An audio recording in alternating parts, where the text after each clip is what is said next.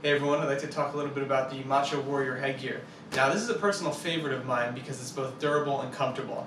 And it's tough to find that in a headgear, and when you're sparring, comfort is a very high priority. You don't want to be distracted by your gear the whole time. Another benefit of this style is that it comes with a multitude of face protection. So we have plastic like this, and we also have cage like this. So I'd like to talk a little bit about the cage. Now the great thing about the cage is that it is extremely high in durability. It would take a whole lot to break something like this, and it can take a real pounding. The other benefit is that it offers all kinds of visibility. When you're close to the cage, it doesn't obstruct your vision as much as you might think. So I'd like to show you how to take this cage and put it on the standard Macho Warrior Headgear. So the first thing we have to do, when you receive your cage, you're going to notice it comes with a chin piece, and you got to put the chin piece on first. So when you're doing that, you're going to utilize the bottom two straps on the cage, and you're going to put the longer end up.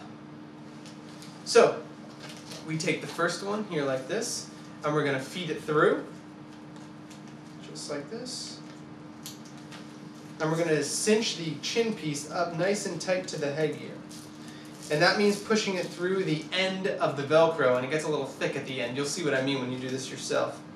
Then we're going to take the other side, and we're going to feed it through as well.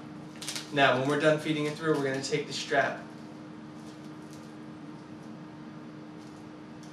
up and around and feed it to the front of the cage, like this. Now, you're going to notice you have a lot of extra string. What I like to do is tuck it up behind, in between the chin strap and the headgear. It totally gets it out of the way. And then we're going to repeat the process here. We're going to feed it up and in and tuck. Now this is going to keep our chin strap completely in place. So when you look at it, there should be that extra padding bulb right where your chin's going to go. Now let's get to the real phase here and actually get it on the headgear. Now we're going to be working with the closest holes to the emblem, so the ones closest to the middle. And we're going to feed it through.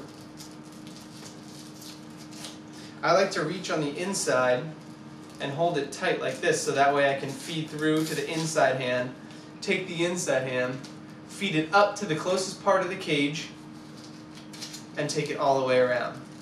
Any extra strap you have, you can tuck back into that same hole so it's not floating around out there. And we're going to repeat the process on the other side. There we go. Now let's take it to the sides. Now with the sides, first we're going to open up our straps just like this.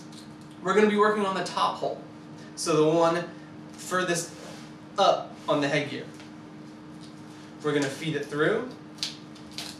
Now, depending on how tight you have it, you can either wrap it around the foam or wrap it around the following edge of the metal, depending on what you like. They'll both work.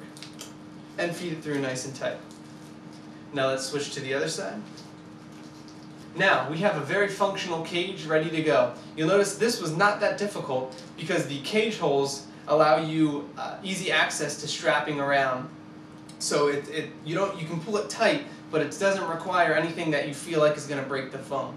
The great thing about the cage is that you can also wear glasses underneath it, and I know that's a concern for a lot of people, including myself. I'm a contacts wearer, so when I'm wearing glasses, I like to make sure I have the cage around.